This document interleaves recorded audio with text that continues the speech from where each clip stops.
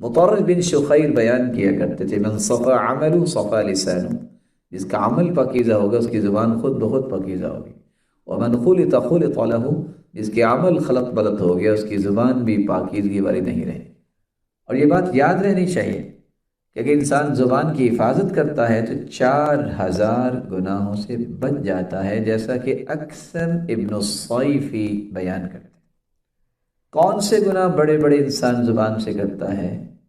شرکیہ کلام زبان سے ہی ادا کرتا ہے۔ اللہ عز و جلال کا فرمان ہے، ان اللہ لا یغفر ان یشرک بہ وَيَغْفِرُ مَا دُونَ ذَلِكَ لِمَن يَشَاءُ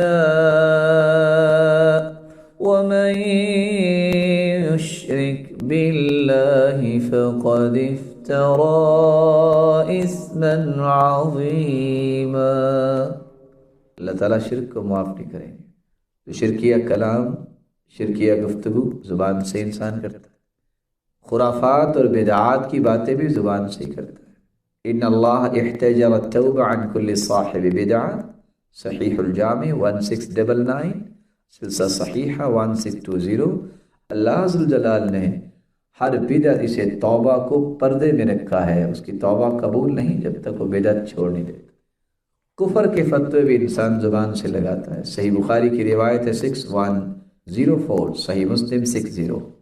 ایما امرئ قال لاخیہ یا کافر، جو شخص اپنے بھائی کو کہتا ہے اے کافر، فقد باء بها احدهما، تو دونوں میں سے ایک کافر ہو جاتا ہے۔ اگر وہ کافر نہیں ہے تو کہنے والا کافر ہو جائے گا۔ جھوٹی قسم کا گناہ بھی زبان سے ہوتا ہے۔ صحیح بخاری کی روایت ہے 6675، الکبائر الاشراک باللہ وعقوق الوالدین وقتل النفس والیمین الغموس۔ کبیرہ گناہ یہ ہیں اللہ کے ساتھ شرک کرنا، والدین کی نافرمانی کرنا، کسی جان کو ناحق قتل کرنا اور جھوٹی قسم اٹھانا۔ انسان تہمت لگانے کا گناہ بھی زبان سے کرتا ہے۔ ان الذين يرمون المحصنات الغافلات المؤمنات لعنوا في الدنيا والآخرة وَلَهُمْ عَذَابٌ عَظِيمٌ۔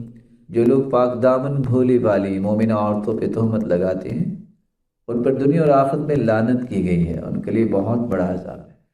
جھوٹ بھی تو انسان زبان سے بولتا ہے، منافق بنتا ہے۔ صحیح بخاری 33، صحیح مسلم 207۔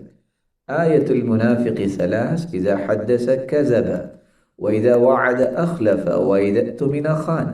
منافق کی 3 نشانیاں ہیں، جب بات کرتا ہے تو جھوٹ بولتا ہے، وعدہ کرتا ہے تو وعدہ خلافی کرتا ہے، امانت دیا جائے تو خیانت کرتا ہے۔ چغلی کرنا اور سنی سنائی بات کو آگے پہنچانا یہ بھی تو زبان سے ہی گناہ کرتا ہے۔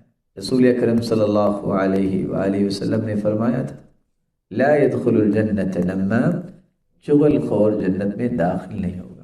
کفى بالمرء كذبا ان يحدث بكل ما سمع، صحیح الجامع 4482، سلسلہ صحیحہ 2025۔